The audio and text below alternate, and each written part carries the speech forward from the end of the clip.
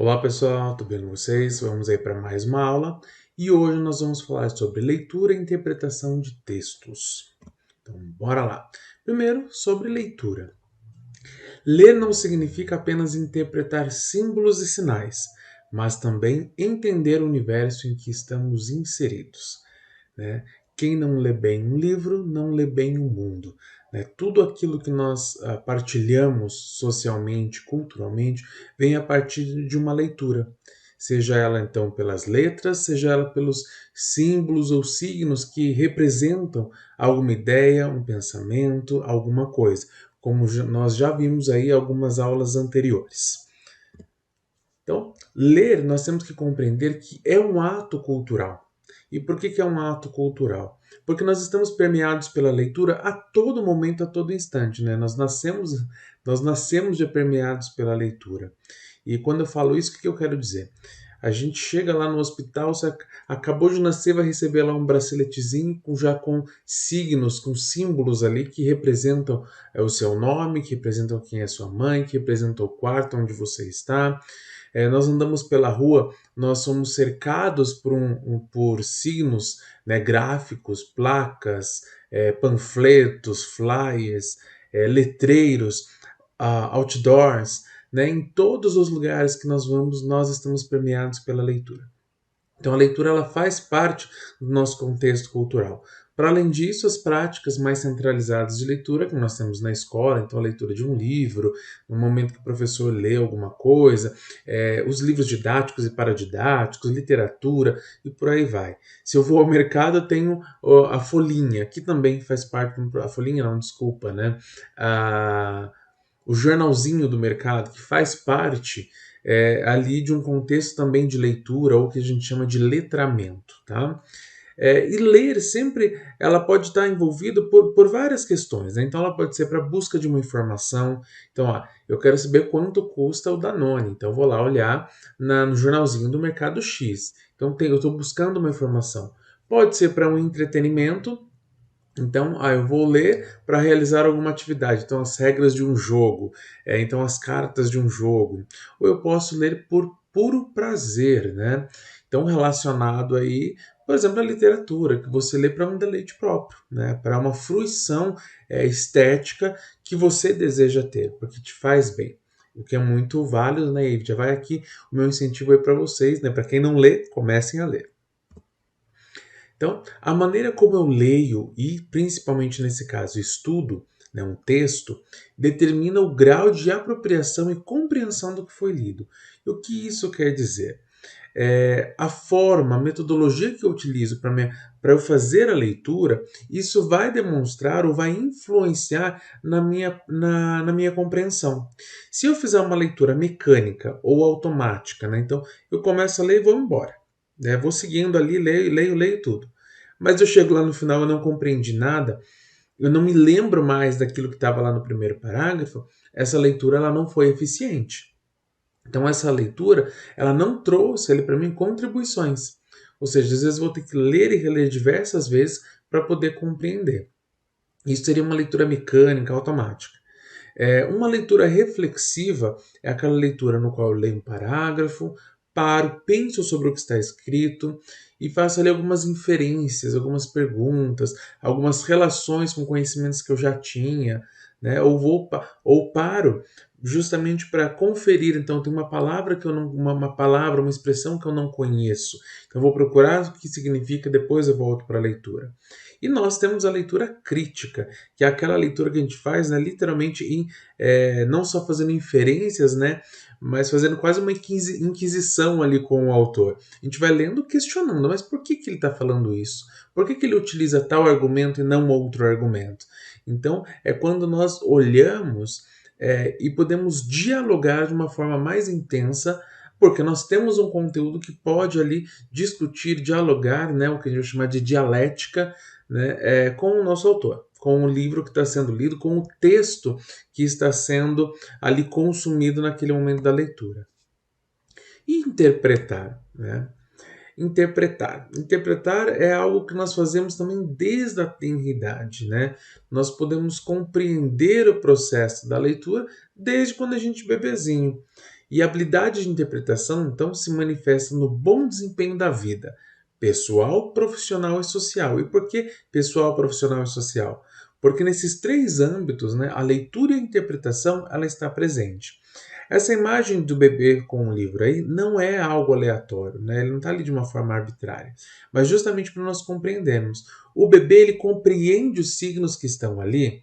Não. Ele pode não compreender aqueles signos gráficos que estão ali, as letras que ali estão. Porém, ele tem uma interpretação, né, uma leitura do para que serve aquele suporte de leitura, né, que no caso ali é um livro infantil. Então você vê que ele já tem uma postura para essa leitura. Então ele pega o livro, ele observa, ele vai lá com o dedinho mudar de página, e tudo isso faz parte do contexto de leitura e interpretação. Então, que desde bebê, claro, sendo ensinado, tendo esse hábito no seio familiar ou escolar, ele vai também desenvolver. Então, quando nós falamos de leitura e interpretação, nós temos que entender que nós devemos aí estabelecer então um diálogo com o texto. Sempre num momento de leitura, é o conversar com o autor, é o conversar com aquilo que está sendo apresentado naquele texto. E eu falo muito autor aqui pensando na questão de livros, né, enfim. Porém, essa leitura e interpretação, ela se manifesta em qualquer tipologia textual e em qualquer gênero textual. Então, há um relatório técnico, como nós vimos lá na aula passada, né, um texto técnico. Eu posso, né, estabelecer um diálogo? Não só posso, como eu devo, né, observar os argumentos que o autor trouxe. Então, estabelecer um diálogo com o texto é extremamente importante. E ali analisar também o que? As pistas que ele dá para compreender melhor aquele texto. E que pistas são essas? O suporte, a tipologia e o gênero, né? O suporte seria onde está esse texto. Ele está numa folha, ele está numa revista, ele está num livro, ele está nos anais de um congresso. Onde que está esse texto? Que tipologia textual é? Né? Então, é uma tipologia prescritiva, é uma tipologia narrativa. Então, que tipo de... é uma dissertativa? É dissertativa? Então, que tipologia é? E que gênero, né? Então, que texto é esse? É um parecer técnico? É um relatório? É um livro de literatura? É um livro acadêmico? É um artigo científico? É um capítulo de livro? Tudo isso, né, a gente vai poder observar, porque cada um desses gêneros textuais ele tem uma intencionalidade e vai nos auxiliar então na identificação da intencionalidade do texto. Então, qual é o propósito daquele texto? Qual é o propósito de um artigo científico? Qual é o propósito de um relatório? Qual é o propósito de uma ata? Então, cada um desses documentos, cada um desses gêneros textuais tem um porquê, tem uma intencionalidade. Tem uma fórmula mágica para a gente falar sobre leitura escrita? Não tem, gente. Né? É claro que você vai ver aí várias metodologias, pessoas falando, tem isso, tem aquilo, técnicas de leitura, né? De leitura dinâmica. E isso tudo, gente, de certa forma, é quase que uma baboseira, né? Porque não tem fórmula mágica. A gente aprende a ler lendo. A gente vai aprender e melhorar, ampliar cada vez mais o processo de interpretação de um texto lendo o texto. Né? Então não tem uma receita que eu passe para vocês que fala, olha, segue essa receitinha que vocês vão aprender a ler e interpretar. Não. Claro que tem técnicas que auxiliam na melhora da condução da leitura e da interpretação, com certeza isso tem, tá? Mas também não é mágico. Se você não tiver um hábito de leitura, se a gente não tiver um tempo de qualidade para realizar essa leitura, não vai adiantar nada, tá? E, Wesley, mas eu não estou acostumado, não gosto de ler. Então, gente, começa por texto simples. Começa lá com a história em quadrinho, que talvez você goste. Começa com uma anedota, começa com uma piada. Comece com textos que você goste, mas leia. E daí você vai partindo para obras um pouquinho maiores. Pode começar lá com literatura infantil, não tem problema nenhum. Né? O importante é nós lermos. E, claro, chegando cada vez um nível maior de leitura, de qualidade de leitura, de textos, autores. Né? Então, isso é importante. Então, eu posso ler qualquer tipo de texto e em qualquer lugar. Eu não tenho tempo para ler. Gente, a hora que você vai no banheiro, leva um livrinho e lê. né? Eu pego o ônibus. Então, a hora que você está no ônibus, leva um livro, né? Sai do WhatsApp, sai do Facebook, Instagram, TikTok e vai um pouquinho para a leitura, né? Porque isso vai te enriquecer academicamente, culturalmente, pessoalmente, né? Para a vida, tá? E aí eu trouxe até uma tirinha, né, do Snoopy, né, ou do amendoim, né, para a gente pensar um pouquinho sobre essa questão da leitura, né, que tipo de leitura que me agrada, né? Então temos ali, ó, adoro ler quadrinhos, os quadrinhos e as páginas de esportes, e as resenhas de livros, e as colunas de fofocas. Suponho que todos lemos aquilo que parece nos interessar mais, não? Cachorro mordeu um instrutor. Né? E o que o amendoim está querendo dizer ali? Porque é justamente isso. Cada um se aproxima no processo de leitura daquilo que lhe é interessante. Então, eu preciso começar a ler a partir do que aquilo que é importante, que eu considero importante, que eu considero prazeroso, para então chegar a outros níveis de leitura. A gente vai ler coisa que muitas vezes é chata? Com certeza, a gente sempre tem. Né? A gente sempre tem textos que não são agradáveis, mas são necessários. Mas se a gente tem um hábito comum de leitura, esses textos que são mais chatos, né, acabam sendo mais facilmente trabalhados. E textos técnicos e científicos, né? Como que a gente vai pensar a leitura e a interpretação desses textos? Né? E aí nós chegamos num ponto que é muito importante. Nós temos que compreender, dentro de um contexto técnico e científico, qual é o objetivo, né, da leitura. Por que eu estou lendo? Ou por que eu estou lendo este material? E aí, né, nós temos. E para isso é extremamente importante para nós. Temos a clareza do porquê que a gente está lendo. Senão a gente lê por ler. Por que eu estou lendo um artigo científico? Eu estou lendo um artigo científico para eu compreender o conteúdo que está sendo disponibilizado na aula da disciplina de comunicação empresarial. Por que eu estou lendo um capítulo de livro, né, que é o nosso caso? Eu não estou trazendo para vocês artigos, mas capítulos de livro. Porque esse capítulo de livro é o conteúdo que vai ser trabalhado na próxima aula. Então, eu sei o porquê eu estou lendo. Eu estou lendo um artigo para fazer um TCC, eu estou lendo um artigo científico para produzir um trabalho que me foi solicitado dentro da disciplina. Eu estou lendo um artigo científico porque eu quero compreender mais sobre aquele conteúdo, aquela disciplina, aquela área de estudo. E se eu tenho claro aquilo que eu quero, eu também tenho maior clareza sobre quais informações eu desejo encontrar naquele material. Então, por exemplo, na aula de hoje, eu deixei um texto lá para vocês que fala sobre leitura e interpretação. Então, quais informações são importantes localizar? As informações que pontuem, que tragam um conceito, uma compreensão mais ampliada do que é a leitura e do que é a interpretação. Né? E isso, gente, serve para qualquer área, então acadêmica, técnica ou científica, né? Que é o que a gente vai chamar de conhecimento técnico-científico. E essa leitura ela está pautada numa área específica. Então, no nosso caso aqui, nós falamos dentro de um campo organizacional, então dentro do campo da administração, dentro do campo de recursos humanos. Então, esse é o nicho, né, a área específica no qual nós vamos buscar conhecimento técnico especializado. Então, a leitura eficiente deve proporcionar. Quando nós fazemos uma leitura e ela é eficiente, ou seja, ela alcança seu propósito, que é informar, que é estabelecer uma construção de conhecimento, o que ela vai trazer para nós então? Primeiro, a total compreensão do seu significado. Eu entendo por que eu li. Eu compreendo aquilo que eu li. Eu consigo interpretar. Além disso, essa interpretação ela não é uma interpretação leviana, não é arbitrária, mas ela é crítica. Né? Eu consigo dialogar, conversar com o autor, com a pessoa que escreveu aquele texto. Então, a leitura eficiente ela vai trazer o quê? O auxílio no desenvolvimento do raciocínio lógico. E o que o raciocínio lógico tem a ver com isso? O meu encadeamento de ideias para refletir sobre o texto vai ser muito mais ampliado quando eu tenho um maior número de leituras. Quando eu já li sobre um determinado tema, eu tenho outras informações que vão agregar aquele tema que eu estou lendo naquele material, né? Seja capítulo de livro ou um artigo científico. Ele vai contribuir para aquilo que eu já li e para aquilo que eu estou lendo. Então, meu encadeamento de ideias ele vai ser muito mais facilitado.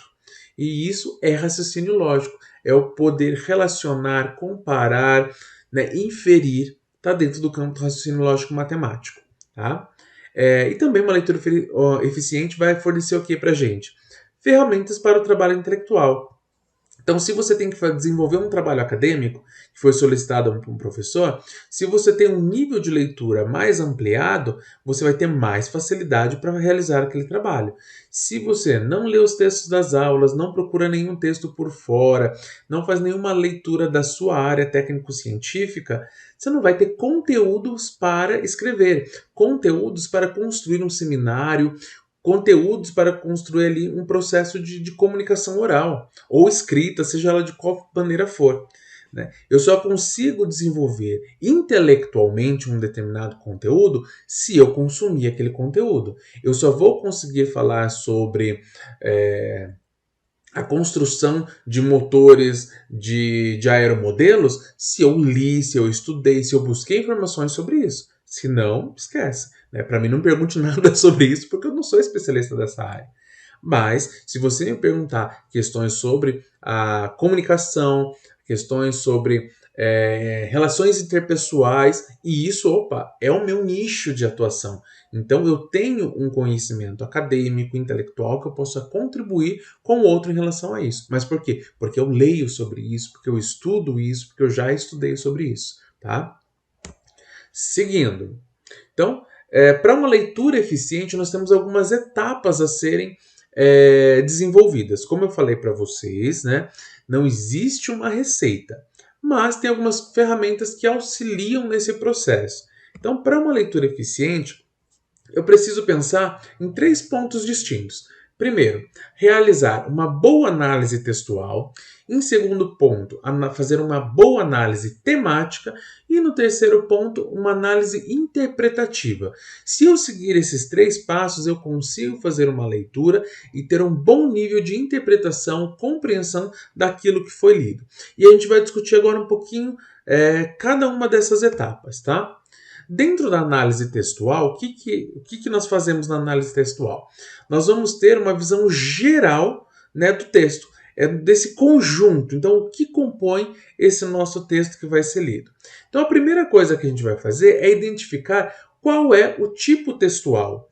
Então, nós estamos falando ali de um artigo, é um artigo científico, é um artigo de opinião, é um livro, é o livro todo, é só um capítulo, é a resenha de um livro, é uma dissertação, é uma tese, é uma monografia, é um relatório, é um parecer.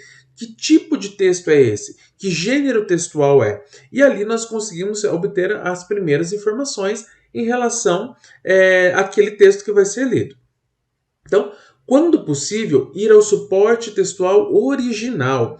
Então, por exemplo, se é um texto que foi lhe passado, que é um capítulo de livro, ao invés de pegar só a apostilinha, né, que o professor dá lá do capítulo, pega o livro todo. Então, tenta compreender o contexto geral desse livro. Então, identificar lá se é um livro, se é um artigo, se são anais de congresso. Né? Anais são livros que são feitos com os artigos e apresentações em congressos e eventos científicos, tá? Então procura lá qual que é o título da obra, quem escreveu, ou quem que organizou aquela obra, aquele livro, qual que foi o evento que foi apresentado aquele artigo, quem é a editora que publicou aquele livro, o ano de publicação, a quantidade de páginas que tem aquele capítulo, aquele livro ou aquele artigo, né? Dentre outras perguntas que a gente pode fazer para caracterizar a obra que a gente está lendo, o texto que a gente está lendo. Aí você fala para mim, mas por que a editora é importante? Olha só, nós temos, quando a gente fala de editora, são os lugares então que vão publicar, dar publicidade para aquele livro. E cada editora, muitas vezes, tem o seu conjunto de tradutores. Então faz de conta que você tem um livro, por exemplo, do Walter Benjamin, que é um filósofo que eu gosto muito, e que escreveu em alemão. Quando você tem a tradução para o Brasil, né, para a língua portuguesa, nós temos aí uma grande diferença, né? Porque cada tradutor intérprete, ele, claro, tem uma questão de uma organização padrão da língua, mas ele dá uma nuance para aquele autor, para as palavras que aquele autor utiliza. e isso pode modificar a compreensão do texto. Então, dependendo da palavra, se ele mudar dentro de uma tradução, ele trouxer um outro conjunto de palavras para dizer algo, pode mudar a ideia, a compreensão. Basicamente, para vocês me entenderem melhor, né, não sei se foi muito claro aqui, mas para vocês me entenderem melhor, a Bíblia, né? Todo mundo conhece a Bíblia, que foi traduzida lá do aramaico, né, o Velho Testamento, e do grego, o Novo Testamento. E é o que acontece? Nós não temos diversas versões, a João Ferreira de Almeida, King James, nova versão internacional atualizada, né, NVI, e de linguagem para hoje, e a forma como o texto é escrito não é diferenciado, mas partiu do mesmo texto para a tradução. Então, é justamente isso. Cada editora ela tem uma forma de organização e isso pode mudar a compreensão do texto. Então, sempre nós temos que estar muito atentos a isso, tá? E observar dentro desse conjunto também onde se localiza o capítulo, né? Se é um capítulo, onde que está localizado esse capítulo? É o primeiro capítulo? É o último? É um capítulo intermediário? Por que isso é importante? Se eu tenho um capítulo que a gente vai fazer a leitura que é intermediário, muitas vezes ele pressupõe que os capítulos anteriores já tenham sido estudados, lidos. Então ele vai trazer informações que talvez ele já tenha discutido nos capítulos anteriores. Diferente se for um capítulo inicial, porque as discussões mais profundas vão estar nos próximos capítulos, né? Então faz toda a diferença. E esse faz aí o primeiro conjunto de análise que nós fazemos ao pegar um texto para leitura e principalmente para estudo. Eu sempre falo para os alunos, né? Ler é diferente de estudar. Tá? Você pode ler com aquela ação mecânica e automática e você pode estudar, que é você dialogar aí com o texto. Sempre, né, observar também qual é a referência bibliográfica. E aí, como que a gente vê a referência bibliográfica do texto? O que é a referência bibliográfica? É de onde é o texto, onde ele está. E aqui eu trouxe para vocês verem de uma forma muito simples, né, a referência bibliográfica de um livro. Então, como que a gente faz a organização de uma referência bibliográfica? Porque eu preciso marcar de onde eu estou tirando aquelas informações, de onde eu estou pegando aquele texto. Todos os professores que vão utilizar texto com vocês vão trazer essa referência. Essa referência que eu estou apresentando para vocês aqui, ela é do texto que nós estamos utilizando para esta aula. Então nós vemos ali, ó, Nicodem Maria de Fátima Menegaso. Esse é o nome da autora. Sempre o sobrenome, o último sobrenome, ele vem em letra maiúscula e vem primeiro separado por vírgula do restante do nome. Então vem o nome do autor, o nome do capítulo do livro, né? Então no nosso caso aqui, leitura e interpretação de textos. Esse in, 2 pontos, significa que ele está dentro de uma outra obra. E que obra que ele está? Também da mesma autora, né? Nicodem Maria Fátima Menegaso, do livro, que aí está em negrito, Comunicação Empresarial. Então, o nome do livro é Comunicação Empresarial. E o Leitura e Interpretação de Textos é um capítulo dentro dele.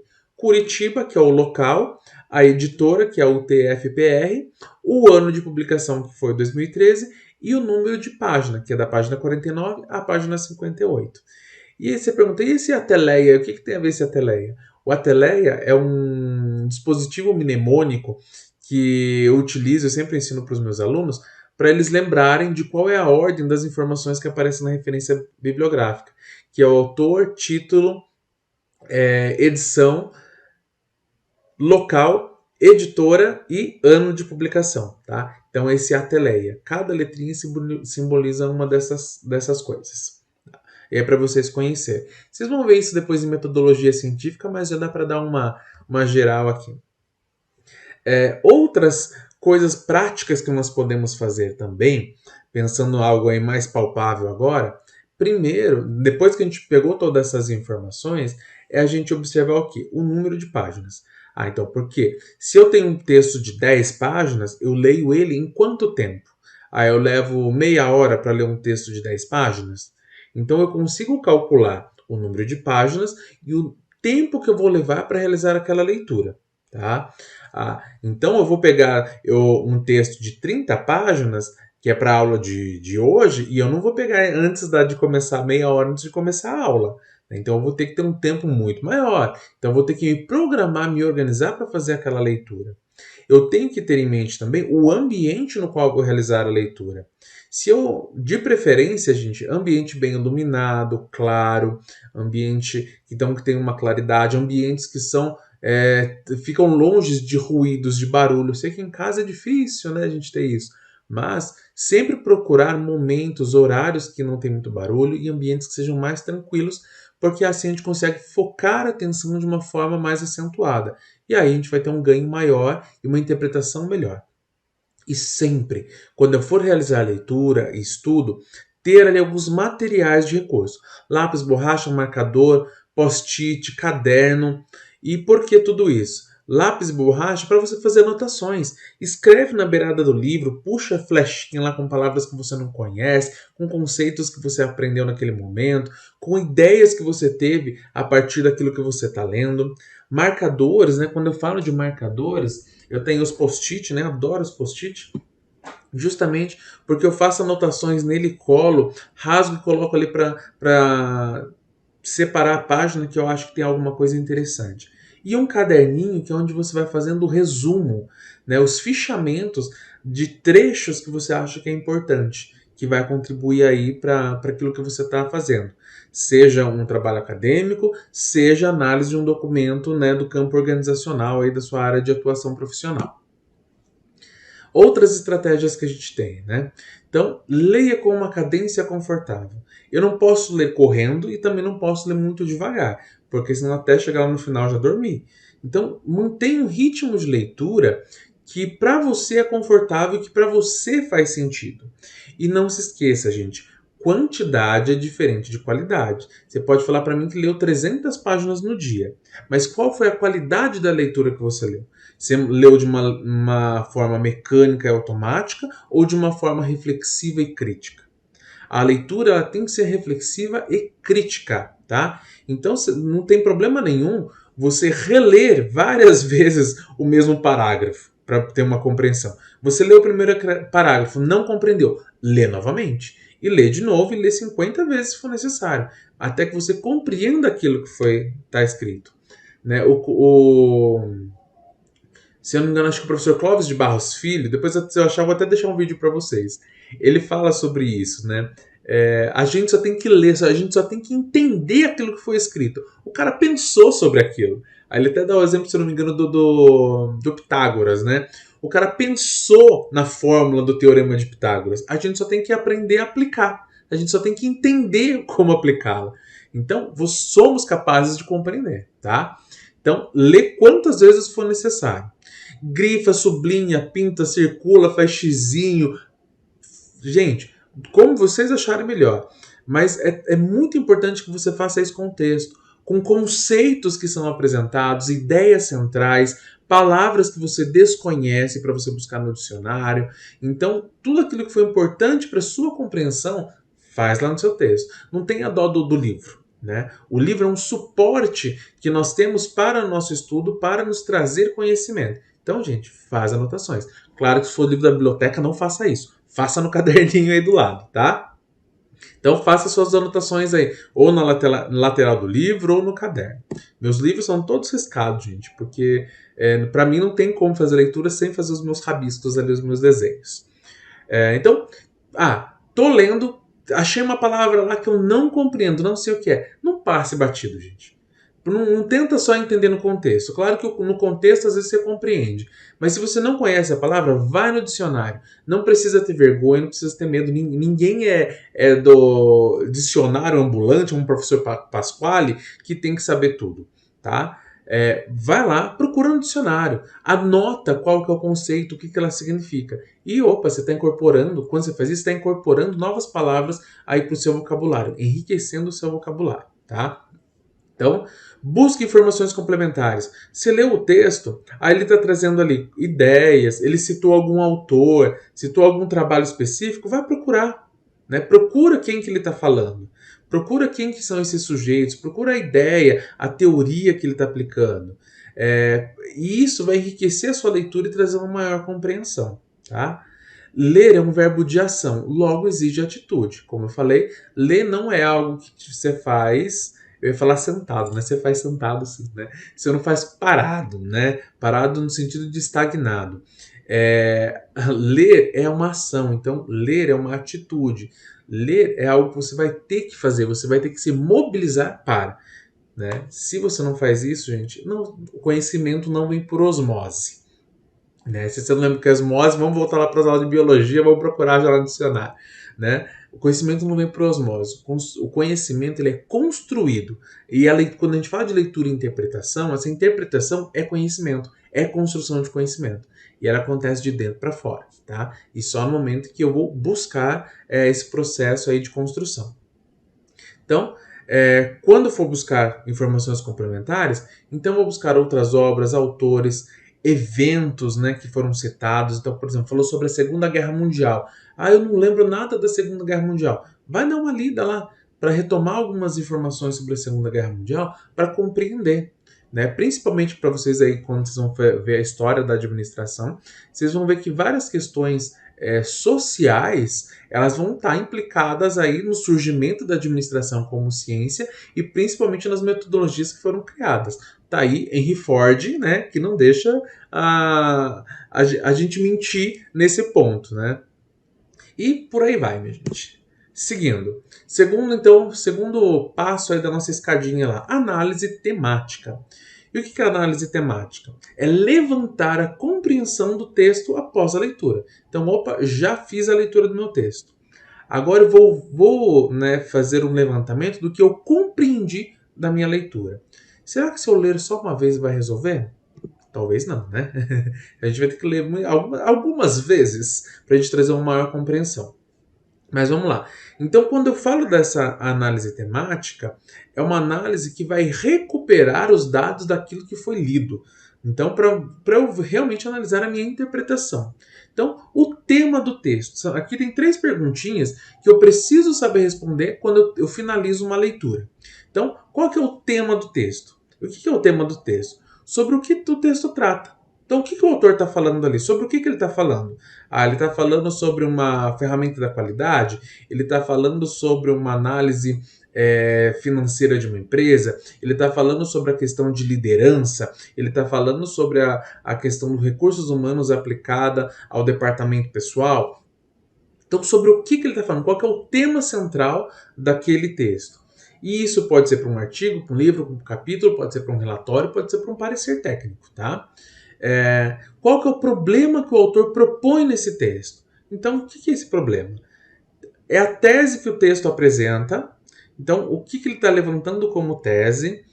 Então vamos lá. Dentro dos recursos humanos, aplicado ao departamento pessoal, ele vai falar que são áreas independentes. Então, o problema que ele está colocando ali é que eles têm que atuar como áreas independentes.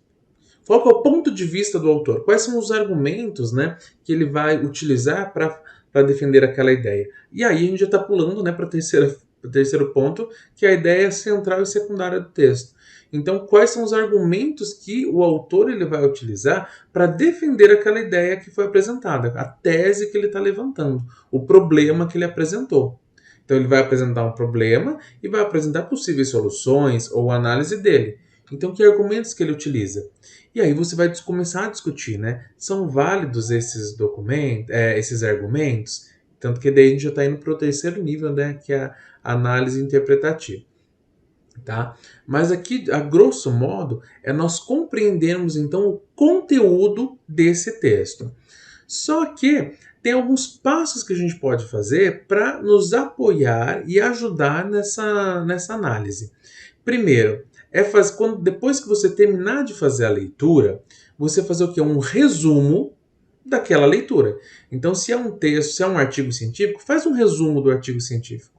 Né, com pedacinhos ali do texto que você julga ser importante. Se é um capítulo de livro, quais são as informações mais relevantes? Então faz um breve resuminho, tá? E resumo, gente, é resumo mesmo, tá? Não é para você escrever um outro capítulo de livro de um capítulo de livro. São só as informações relevantes. Você pode fazer um esquema de tópicos por palavras-chave. Né? Então, coloca as palavras-chave ali. E para fazer isso por palavras-chave, eu gosto muito, né, do mapa mental. Que aí eu trouxe para vocês aqui um exemplo. Né? Então, vocês vão ter aí o nome do assunto, né? Então qual que é o tema gerador, e dali você vai puxando flechinhas e colocando outras palavras-chave, alguns trechinhos que vão fazer sentido para você e te ajudar a retomar o conteúdo sem ter que lê-lo novamente, tá? Então tem vários mecanismos aí, várias ferramentas que você pode utilizar. Eu gosto muito de utilizar mapa mental, porque para mim é o que mais facilita a compreensão daquilo que eu estou lendo, tá? Se alguém quiser mais informações, depois me fala que aí eu ensino a gente pode até pensar numa aula aí só para a gente pensar como constrói aí os fichamentos e mapa mental. E quantas vezes eu devo ler o livro para fazer essa análise? Ou ler o texto para fazer essa análise temática, né? E aí, gente, eu vou falar para vocês que às vezes, minimamente 3 leituras, né? Nossa, Wesley, mas para que isso? Sim, gente, pelo menos 3 leituras quando a gente está começando. Depois a gente pega o jeito, quando a gente se apropria mais do tema, então fica mais rápida a leitura. Mas a primeira leitura que a gente faz é a exploratória. Essa leitura exploratória é justamente para eu conhecer o texto e sobre o que ele está falando. Então eu faço aquela leitura, vou, né?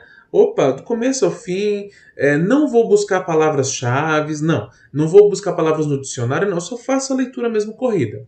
Cheguei no final, já tenho um olhar geral desse texto e algumas coisas já dá para eu fazer. Resumo, mapa mental já dá para fazer. E aí eu passo para a minha segunda leitura, que é a leitura seletiva. Aqui o que eu vou fazer? Na leitura seletiva, eu vou retomar essa leitura, dando um foco maior àquilo que é do meu interesse. Então, trechos daquele capítulo, trechos daquele artigo que faz sentido para aquilo que eu estou buscando. Opa, então eu tenho que saber o porquê que eu estou lendo, lembra? Então eu vou já de forma mais pontual para aqueles trechos. Aí sim eu vou fazer a busca de palavras que eu não conheço, as minhas anotações gerais, fazer apontamentos, fazer reflexões ali, críticas, dialogar com o texto. E por último, a leitura analítica, né? Essa leitura analítica é o momento em que a gente vai sair na mão com o autor, né? E por quê? Porque a gente vai discutir com ele. A gente vai falar, opa, mas você está usando esse argumento aqui, mas esse argumento não é válido. Ou esse argumento ele já foi refutado por outro artigo, por outro autor, já não funciona mais dessa forma. Ou, nossa, esse argumento é bacana, e se a gente somar com ele com tal argumento, vai ser muito melhor para fortalecer essa ideia que está sendo apresentada. Então, a leitura analítica é aquela que vai reforçar ou refutar a ideia central do texto. Tá? Então, a gente, pelo menos essas 3 leituras.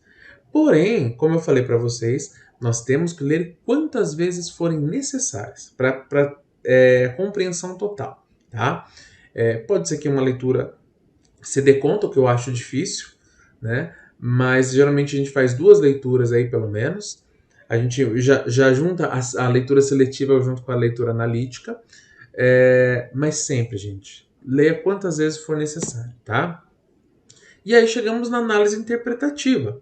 E qual que é a ideia na análise interpretativa? Primeiro, a interpretação, né? A identificação do que o autor está propondo, do que ele está querendo falar e como ele vai apresentar essas ideias. Tá? Quando que eu utilizo essa análise interpretativa? Claro que ela está muito mais relacionada a algumas ações práticas que vão vir após a leitura.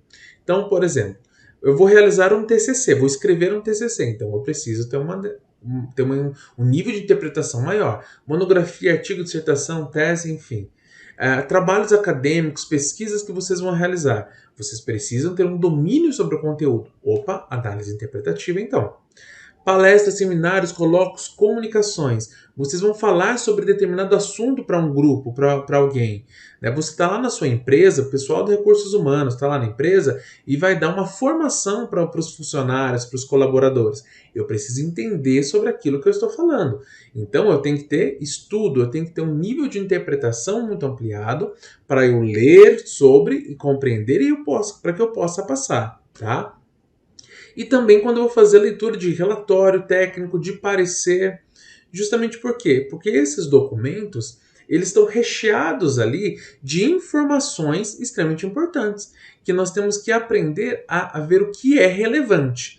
Nós vimos na aula passada que para redigir um texto técnico tem que ser objetivo e claro. Porém, nem sempre é.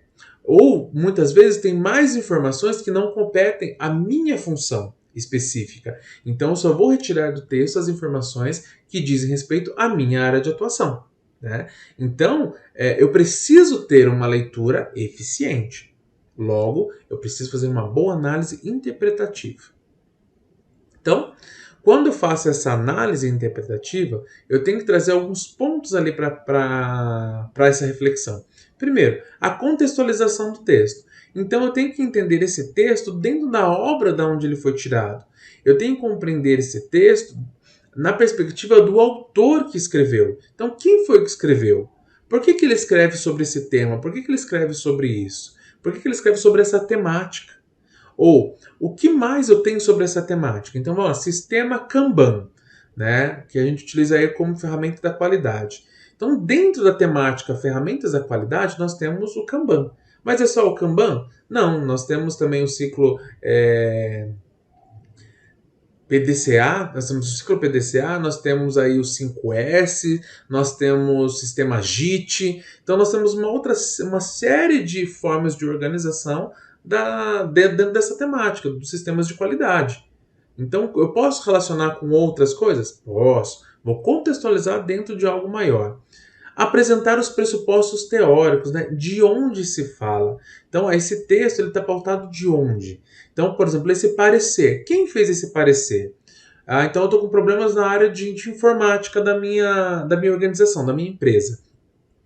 Então, pediu um parecer técnico. Tá. Então, foi um responsável, foi um gestor de TI que fez esse relatório? Foi um funcionário qualquer que fez esse relatório? Foi um engenheiro de informática, um engenheiro de computação? Foi um analista de sistemas? Quem fez, né, esse relatório? Porque é diferente de eu falar que foi a dona Joana do cafezinho, né, ou do engenheiro de computacional que fez o relatório. Tem pesos diferentes para eu analisar e avaliar. Então, de onde se fala? Qual é a formação da pessoa, do sujeito que fez aquele relatório? Então, qual é o nível de competência técnica que ele tem para fazer aquele relatório? Então, e tudo isso vai influenciar.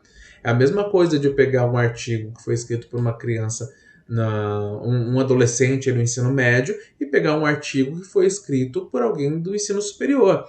Nós temos, espera-se, né, pelo menos, que tenham níveis diferentes de domínio sobre aquele assunto. Análise crítico-reflexiva, né? Então, o que a gente vai fazer na análise crítico-reflexiva? A gente vai analisar o texto a partir da sua coerência. Esse texto ele está organizado de uma forma coerente? As ideias estão bem apresentadas? É válido aquilo que está sendo apresentado nesse texto? Ele mantém uma originalidade ou ele parece cópia de outros textos? Ele trabalha esse tema em profundidade, ele traz muitos autores, ele tem um bom embasamento teórico, né, para escrever esse texto? Ele tem competência técnica para escrever esse texto? E qual é o alcance dele? É um texto que serve para criança ler. Não é um texto que eu posso apresentar numa reunião de diretoria. Ou não é um texto que eu possa apresentar numa reunião de diretoria. É um texto que vai trazer problemas. Então, isso é o que a gente vai chamar de análise crítico-reflexiva. Tá? Quando eu falo desses textos, dessa análise interpretativa, eu posso trazer ali como apoio também outras ferramentas que vão me ajudar. Primeiro, né, aliás, duas ferramentas, que é a síntese pessoal e a resenha. Quando eu falo da síntese pessoal, então é como se fosse um resumo com opinião que você vai fazer para você. Tá? Então são as suas anotações ali, apontamentos que você vai fazendo. Pode ser por tópico, pode ser texto, aí são as suas anotações, é a síntese pessoal. A resenha é um resumo mais elaborado, porque é um resumo comentado, é um resumo dialogado, ele é um resumo crítico. Então é o que a gente vai chamar de resenha. Vocês vão ver aí também em alguns momentos falando de resenha crítica, mas toda resenha é crítica porque traz a opinião daquele que está escrevendo, tá? E quando você fala da síntese pessoal e da resenha para análise interpretativa, nós estamos falando de uma problematização. Né? E qual a problematização que é essa? Dialogar com o autor. questionar os argumentos que ele está utilizando, relacionar com outras leituras que você já realizou, com outros autores, então, que você já leu, que você já conheceu, com outros relatórios que foram realizados, com outros pareceres que foram realizados. Então, você tem 3 técnicos específicos que fizeram análise de determinado problema lá da sua empresa. Então, você vai relacionar o parecer técnico de cada um deles e ver onde, está conversando, né, ou convergindo para uma mesma ideia, ou quanto eles são divergentes, ou seja, cada um está falando uma coisa. Então, quando a gente fala dessa síntese pessoal e resenha, eles são ferramentas extremamente importantes para trazer ali uma melhor compreensão daquilo que a gente está lendo. E aí, para a gente fechar então a nossa aula de hoje, eu pergunto para vocês: você quer ler bem? Né? Você não vai ler bem se você não criar um hábito de leitura. Então, se você quer ler bem, crie um hábito de leitura. Tá? Leia literatura, leia livros acadêmicos, né? Livros da sua área hoje de formação, dentro da administração, recursos humanos, liderança e gestão de pessoas. É importante vocês trazerem leituras dessa área, tá? Porque vai enriquecer vocês aí no processo educacional, acadêmico, e também, né, intelectual, moral, né, pessoal, de uma forma muito ampla. Você vai ter muito mais argumento para conversar, né, numa rodinha de conversa com os amigos ali. E aí, né, mais uma vez, trago a Mafalda aí para vocês. Eu gosto muito de tirinhas, né, acho que vocês já perceberam isso. E a Mafalda traz ali pra gente, né? Viver sem ler é perigoso. Te obriga a crer no que te dizem. E é justamente isso.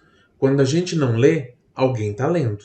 E esse alguém vai passar para nós uma informação. Mas como que ele vai passar essa informação? Quais são as ideologias que estão por detrás dessas informações que eles vão passar? Então, minha gente, vamos ler. Vamos criar o hábito de leitura. Certo? E é isso então, minha gente. Então, até a próxima aula. Um grande abraço para vocês aí e até mais. Tchau, tchau.